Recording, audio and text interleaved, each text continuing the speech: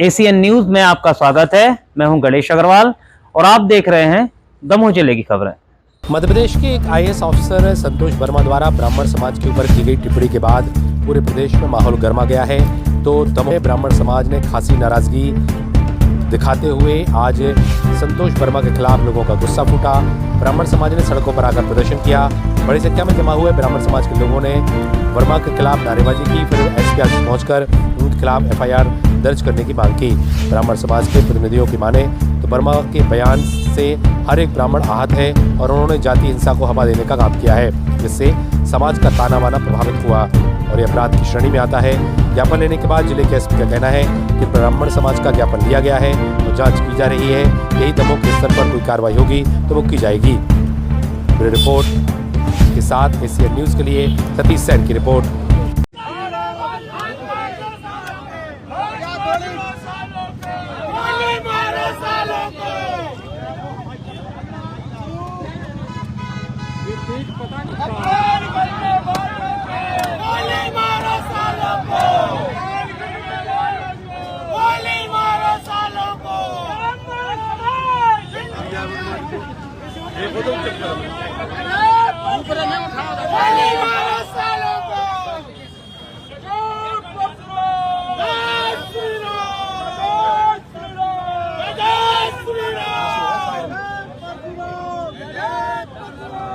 प्रदेश अध्यक्ष द्वारा सार्वजनिक मंच से ब्राह्मण समाज एवं उनकी बेटियों के संदर्भ में अत्यंत आपत्तिजनक, अभद्र एवं असंवैधानिक टिप्पणी की गई है।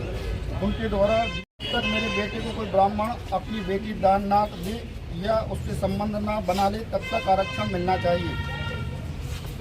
न केवल सर्व ब्राह्मण समाज की गरिमा को अपमानित करता है बल्कि समाज में जाति वैमनस्यता एवं सामाजिक असंतोष फैलाने वाला भी है।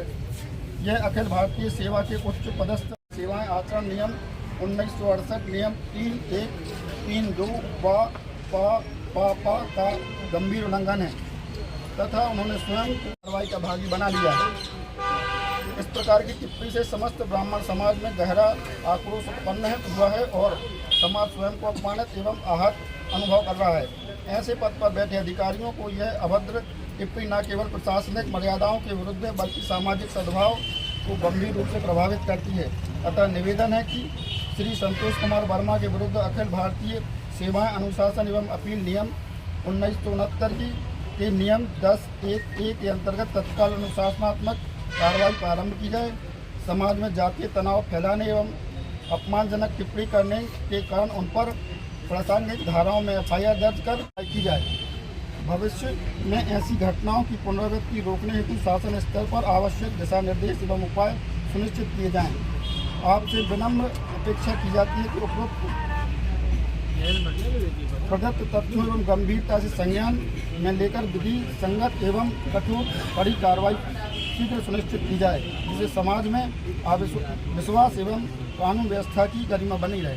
साहब, इसमें निवेदन की जाए भविष्य में ऐसी घटनाओं की पुनरावृत्ति रोकने हेतु शासन स्तर पर आवश्यक दिशा निर्देश एवं उपाय सुनिश्चित किए जाएं। आपसे विनम्र अपेक्षा की जाती है कि उपरोक्त प्रदत्त तथ्यों एवं गंभीरता से संज्ञान में लेकर विधि संगत एवं कठोर कड़ी कार्रवाई शीघ्र सुनिश्चित की जाए, जिससे समाज में विश्वास एवं कानून व्यवस्था की गरिमा बनी रहे। साहब, इसमें निवेदन, इसमें जातिगत वैमनस्यता फैलाने के लिए उन्होंने इस प्रकार का जो बयान दिया है उससे एक समाज में आक्रोश भी है, प्लस एक जातीय संघर्ष की स्थिति उत्पन्न हो रही है। ये आरक्षण जो है संवैधानिक विषय है, इसको सार्वजनिक मंचों से आप मांग सकते हो, लेकिन किसी को इस प्रकार की टिप्पणी करना, किसी समाज को टारगेट करना, ये कहीं ना कहीं से अनुचित है। तो पूरी ब्राह्मण समाज ये मांग कर रहा है कि सर इन पर संतोष कुमार वर्मा जी के विरुद्ध दमोह में एफआईआर दर्ज की जाए और उन पर कार्रवाई दमोह से की जाए। वर्तमान में वो भोपाल में अर्धनगरी होकर प्रदर्शन कर रहा है, कोई भी उसमें, और अभी ये बात करके उधर पे चला गया। मेरा ये कहना है उस पर जो आवेदन दिया उस पर तुरंत एफआईआर करके सुसंगत धाराओं में उस पर कठोर कार्रवाई करें, ताकि हमारे दमोह जिले में जाति संघर्ष पैदा न हो, क्योंकि हमारी पृष्ठभूमि जाति संघर्ष की रही नहीं है। हम सारे एक होते, हम भले यहाँ 4-5 चेहरे ब्राह्मणों के दिख रहे हैं, लेकिन हमारे साथ SC ST OBC सारे समाज के लोग आए। सकल हिंदू समाज से हमारे मोंटी भी हमारे साथ इधर पे हैं। नरेंद्र अहरवाल जी भी हमारे साथ हैं, सारे लोग इधर को उपस्थित हैं। तो ये सिर्फ ब्राह्मणों को नहीं, सर्व समाज का ये है कि किसी भी समाज की बहू बेटियों को लेकर जिस तरीके की आपत्तिजनक बातें की जा रही हैं वो अशोभनीय है। और लोकतांत्रिक और संवैधानिक पद पे बैठे लोग अगर ऐसी बात करेंगे तो उसका बहुत ही दुष्प्रभाव जाता है। कुछ दिन पूर्व एक घटनाक्रम हुआ था जिसमें एक सीनियर अधिकारी द्वारा एक सामाजिक रूप से अग्राह्य टिप्पणी की गई थी। उसमें अलग अलग फोरम्स पर विरोध देखने को मिला है। आज उसमें ब्राह्मण समाज का एक ज्ञापन हुआ है और वो भी उनसे चर्चा हुई, हमने उसको एक्सेप्ट किया है ज्ञापन को। आगे उसमें जैसी भी कार्रवाई सुनिश्चित करनी होगी तो वरिष्ठ स्तर पे सुनिश्चित की जा रही है। दमोह के स्तर पर अगर कोई कार्रवाई होगी तो उसका हम संज्ञान लेके आगे चर्चा करके कार्रवाई करेंगे। चलो कोई सोशल मीडिया पर की गई पोस्ट के संबंध में दरअसल थाना रने में रमपुरा में घटना हुई थी जिसमें एक घटना के बाद उसमें हमने एफआईआर भी की हुई है और सुसंगत धाराओं में एफआईआर होने के बावजूद, कार्रवाई होने के बावजूद कुछ संगठनों द्वारा बार बार ये सोशल मीडिया पर बात की जा रही है जिसके माध्यम से आंदोलन करना और प्रदर्शन करना, थाना घेराव करना, इस प्रकार के लोगों को आह्वान किए जा रहे हैं। तो नो डाउट कि मैं थाना प्रभारी को उसमें सूचित किया है इस बारे में कि वो उस चीज़ को का संज्ञान ले लें और जो भी लोग इस संबंध में, संगठन इस संबंध में कार्रवाई अपेक्षित रखते हैं उनको इस संबंध में ज्ञान दे दिया जाए, बता दिया जाए और उनको पूरा कंफर्मेशन दे दिया जाए कि हमने कार्रवाई कर ली है। पुलिस और प्रशासन की तरफ से कोई कार्रवाई शेष नहीं है। तो इस प्रकार के आह्वान करके लोगों को इकट्ठा करना और प्रदर्शन करना जो है वो ठीक नहीं होगा। और हमने पहले भी इस संबंध में बहुत सख्ती से ये बात बताई है कि लॉ एंड ऑर्डर को ख़राब करने के प्रयास से और जो विधि विधान की व्यवस्था है उसको अगर कोई दूषित करेगा या उसको विघटन करना चाहेगा तो हम उस पर सख्त कार्रवाई करेंगे, चाहे वो सोशल मीडिया के माध्यम से हो, चाहे वो लोगों को इकट्ठा करके किया जा रहा होगा। देखिए, भारतीय प्रशासनिक सेवा के एक अधिकारी हैं संतोष वर्मा जी, उनने कुछ ब्राह्मण समाज की बहन बेटियों के खिलाफ जो उन्होंने अनैतिक टिप्पणी की है उससे ब्राह्मण समाज पूरी तरीक़ा से आक्रोशित है। एक जो जहाँ तक आरक्षण का सवाल है तो एक संवैधानिक बिंदु है, इसकी चर्चाएं जो है ना संवैधानिक तरीके से होने चाहिए। अगर कोई आदमी ये बात करता है कि हमारी बेटे से ब्राह्मण समाज अपनी बेटी की संबंध बनवा ले या शादी कर ले तो ये कहीं ना कहीं एक उनकी स्वच्छाचारिता है। जो एक भारतीय प्रशासनिक सेवा के अधिकारी हैं उनको ये बात शोभा नहीं देती है और हमने एक मांग ये भी की है कि उनको इस सेवाओं से तत्काल पृथक किया जाए और उनके खिलाफ एक संबंधित उचित जो धारा है उनके खिलाफ एक मामला दर्ज किया जाए।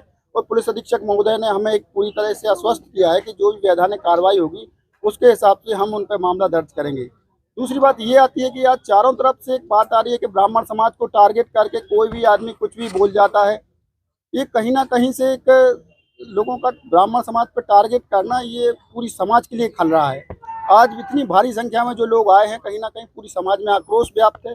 तो मैं शासन प्रशासन से मैंने अभी मांग की है और आपके माध्यम से ही मांग करता हूं कि इस प्रक्रिया को यहीं रोकें, संबंधित जो आरोपी हैं उन पर मामले दर्ज किए जाएं, नहीं तो ये ब्राह्मण समाज जिस दिन सड़क पर उतरेगा उस दिन संभालना मुश्किल होगा, नामुमकिन होगा। और हमारी प्रशासन से यही आग्रह है कि वो स्थिति ना निर्मित होने दें। हम लोग शांति प्रिय समाज से आते हैं तो हमें शांति प्रिय तरीके से रहने दें और इस पर एफआईआर करके इस मामले को यहीं शांत करें।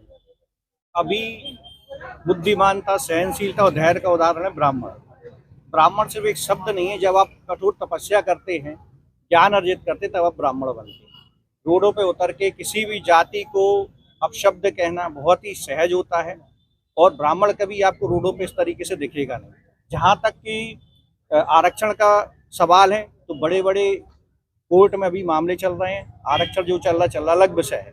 इसमें किसी समाज की किसी विशेष आइडियोलॉजी से प्रभावित होकर बोलना कि ब्राह्मणों की बेटियों के साथ संबंध बनाए जाएंगे तब समानता आएगी।